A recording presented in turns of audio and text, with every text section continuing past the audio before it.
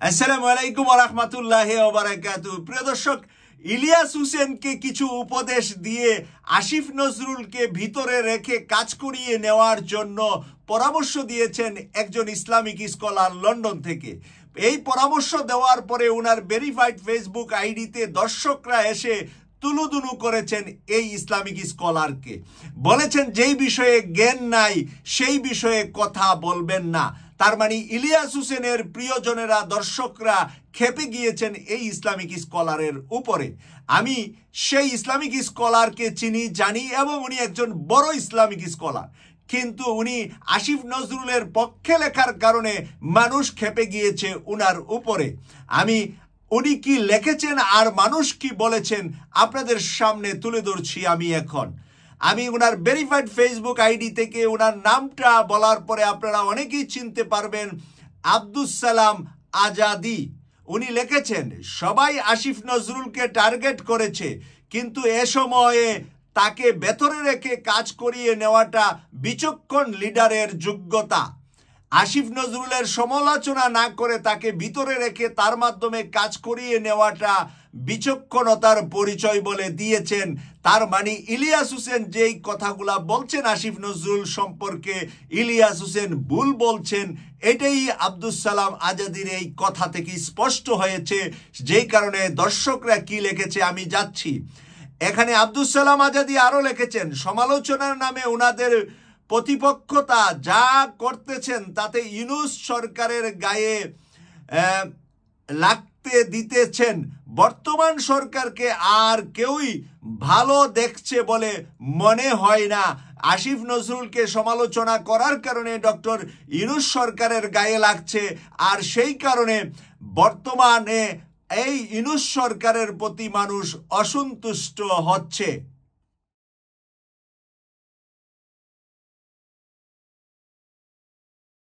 প্রিয় দর্শক, এবার দর্শকরা কি লিখেছে আপনাদের সামনে। দর্শকরা ওনার এই লেখার প্রতিক্রিয়া কি জানিয়েছে। নাইম মোহাম্মদ নাইম লিখেছে, ভালো কিছু বলতে না পারলে চুপ থাকেন, তারপরও উপচাবর হইয়া আসিফ স্যারের তুষামুতি করতে যায়েন না। আপনারা হিকমত বলে সত্য আড়াল করতে চান সব সময়। প্লিজ, যে বিষয়ে আপনার জ্ঞান নেই সেই বিষয়ে পাণ্ডিত্য দেখাতে আসিয়েন না। প্রিয় দর্শক, এটা কিন্তু উনারই ফলোয়ার, উনারই একজন দর্শক, উনারই ফ্রেন্ড, উনার এই ভেরিফাইড আইডিতে গিয়ে এই কথাটা লিখেছেন। এবার পারভিন সুলতানা নামক একজন বোন লিখেছেন, উস্তাদ, রাজনৈতিক দলগুলো যেভাবে নির্বাচনের জন্য চাপ দিচ্ছে, এখনই যদি হত্যাকাণ্ডগুলার বিচার শুরু করা না হয় পরে বিচার পাওয়ার সম্ভাবনা আর নেই। আমার কাছে মনে হচ্ছে না ইউনূস সরকার এই মুহূর্তে দেশ চালাচ্ছেন। উনি মনে করছেন না যে ইউনূস সরকার দেশ চালাচ্ছেন। তাহলে দেশটা কে চালাচ্ছেন? আসিফ নজরুল চালাচ্ছেন। এই পারভিন সুলতানা চট্টগ্রাম থেকে, বা পারভিন সুলতানা চৌধুরী হতে পারে ওনার নামটা, পুরা নামটা, তো উনি সেই মন্তব্যটা লিখেছেন। এবার তৌহিদুল আনোয়ার লিখেছেন, 4 মাসের মধ্যে আসিফ নজরুলের একটা সেরা কাজ দেখান তো। ওনাকে প্রশ্ন ছুড়ে দিয়েছেন, 4 মাসের ভিতরে আসিফ নজরুলের একটা সেরা কাজ দেখান।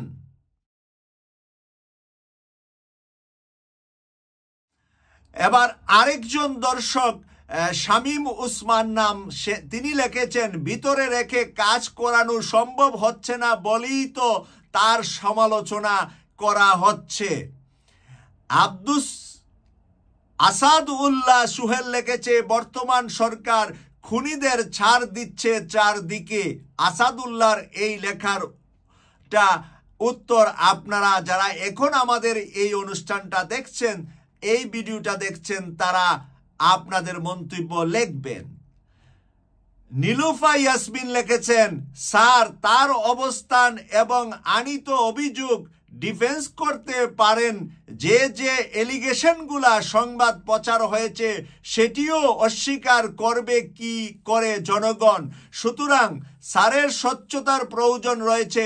উনি আগে কি করেছেন তা করেছেন, সেটি আগের কথা, কিন্তু বর্তমানে উনার কর্মকাণ্ড উনার পরিচয় বহন করবে। প্রিয় দর্শক, এখানে ভাই এবং বোনেরা এখানে কিন্তু কমেন্টস লিখেছেন এবং কমেন্টসগুলোর ভিতরে কিন্তু গুরুত্বপূর্ণ কথা বহন করছে। তাই আসিফ নজরুল স্যারকে উচিত এই মুহূর্তে ইলিয়াস হোসেন যেই কথাগুলা বলেছেন ওনার বিরুদ্ধে, সেই কথাগুলাকে বাস্তবে উনি দেখিয়ে উত্তর দেওয়া। আপনি মুখ দিয়ে বিভিন্ন পত্রপত্রিকায় ছাপিয়ে ইলিয়াস হোসেনের কাছে ধারে কাছে যেতে পারবেন না, কারণ ইলিয়াস হোসেনের ফলোয়ার ফ্রেন্ড বাংলাদেশের 18 কোটি মানুষের ভিতরে যারা সোশ্যাল মিডিয়ায় অনলাইন মিডিয়া দেখেন সচেতন নাগরিক আছেন, তার মধ্যে আমি বলবো যে 95% নাগরিক ইলিয়াস হোসেনকে ভালোবাসেন, পছন্দ করেন।